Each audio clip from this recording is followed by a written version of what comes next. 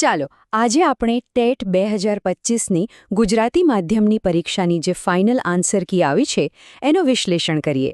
જોઈએ કે આમાં શું શું બદલાયું છે અને એની સ્કોર પર શું અસર પડી શકે છે. તો રાજ્ય પરીક્ષા બોર્ડે 17 જાન્યુઆરી 2026ના રોજ ફાઇનલ આન્સર કી બહાર પાડી છે અને આમાં અમુક એવા ફેરફારો છે જે અંતિમ પરિણામમાં મોટો ફેરફાર લાવી શકે છે. ચાલો જોઈએ કે આખરે એ છે શું. સારું, તો સૌથી પહેલાં વાત કરીએ ગ્રેસ માર્ક્સની. આ એક એવી વાત છે જે ઘણા ઉમેદવારો માટે ખરેખર સારા સમાચાર છે. જી હા, કુલ 3 પ્રશ્નોમાં 3 પ્રશ્નો એવા છે જેમાં દરેક ઉમેદવારને ગ્રેસ માર્ક્સ આપવામાં આવ્યા છે. અને એ પ્રશ્નો છે નંબર 21, 72 અને 105. આ એ જ પ્રશ્નો છે જેમાં આપેલા વિકલ્પોમાંથી એક પણ સાચો નહોતો, એટલે જ બોર્ડે નક્કી કર્યું કે બધાને ગ્રેસ માર્ક્સ આપી દેવા. હવે ગ્રેસ માર્ક્સનો મતલબ શું થાય? સીધી વાત છે, ભલે કોઈએ આ પ્રશ્નોનો જવાબ આપ્યો હોય, ન આપ્યો હોય કે પછી ખોટો જવાબ ટીક કર્યો હોય, એનાથી કોઈ ફરક નથી પડતો. આ 3 પ્રશ્નોના પૂરા માર્ક્સ બધાને મળશે. મતલબ કે આ માર્ક્સ તો દરેકના સ્કોરમાં સીધા ઉમેરાઈ જશે. ઓકે, ગ્રેસ માર્ક્સની વાત તો થઈ ગઈ. હવે આપણે એવા પ્રશ્નો તરફ આગળ વધીએ જેના જવાબો જ બદલી નાખવામાં આવ્યા છે. અને હા, અહીં ખાસ ધ્યાન રાખવા જેવું છે, કારણ કે આનાથી સ્કોર ઉપર પણ જઈ શકે છે અને નીચે પણ. પ્રોવિઝનલ કીની સરખામણીમાં ફાઇનલ કીમાં પૂરા 8 જવાબો બદલાયા છે અને આ જ એ ફેરફાર છે જે કેટલાક ઉમેદવારોનો સ્કોર વધારી શકે છે તો કેટલાકનો ઘટાડી પણ શકે છે. એટલે બરાબર જોજો.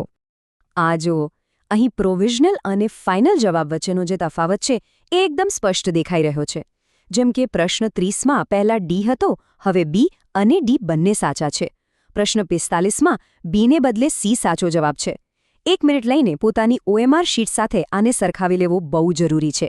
એનાથી ખબર પડશે કે કયો જવાબ હવે સાચો ગણાશે અને કયો ખોટો. ચાલો, તો અત્યાર સુધી જે પણ ફેરફારો થયા એને ફટાફટ એકવાર ફરીથી જોઈ લઈએ, જેથી આખી વાત એકદમ સાફ થઈ જાય. પહેલી વાત, 3 પ્રશ્નોમાં ગ્રેસ માર્ક્સ.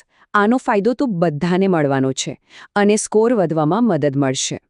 અને બીજી વાત, 8 પ્રશ્નોના જવાબમાં ફેરફાર. આ સીધી અસર કરશે અને આખા પરિણામમાં ઉથલપાથલ કરી શકે છે. અહીં એક બહુ જ રસપ્રદ અને મહત્વની વાત એ છે કે કેટલાક પ્રશ્નોમાં હવે એક નહીં પણ 2 સાચા વિકલ્પો છે. દાખલા તરીકે, પ્રશ્ન નંબર 30ને જ લઈ લો. જો કોઈએ વિકલ્પ બી પસંદ કર્યો હોય કે વિકલ્પ ડી, બંનેને પૂરા માર્ક્સ મળશે. આ જ નિયમ એવા બીજા પ્રશ્નો પર પણ લાગુ પડશે જેમાં 1થી વધુ જવાબ સાચા ગણાયા છે. તો સવાલ એ થાય કે આ બધા ફેરફારોનો આખરે મતલબ શું? પરિણામ પર આની શું અસર થશે? આ આટલું બધું મહત્વનું કેમ છે? સીધી વાત છે, આ ફેરફારોની પરિણામ પર સીધી અસર જોવા મળશે. અને ખાસ કરીને એવા ઉમેદવારો માટે જે કટ ઓફની એકદમ નજીક છે, બોર્ડર પર છે, એમના માટે તો એક માર્ક જાણે સોના બરાબર છે, નિર્ણાયક સાબિત થશે. આ જ કારણે સૌથી જરૂરી કામ એ છે કે આ નવી ફાઇનલ આન્સર કી પ્રમાણે પોતાના સ્કોરની ફરીથી ગણતરી કરવામાં આવે, કારણ કે માત્ર 1 કે 2 માર્કનો ફેરફાર પણ ક્વોલિફાય થવા અને ન થવા વચ્ચેની પાતળી રેખા બની શકે છે. તો હવે અંતિમ સ્કોર શું કહે છે? પોતાની ઉત્તર વહી લો, આ બધા ફેરફારોને બરાબર ચકાસો અને જુઓ કે સ્કોર ક્યાં પહોંચ્યો છે.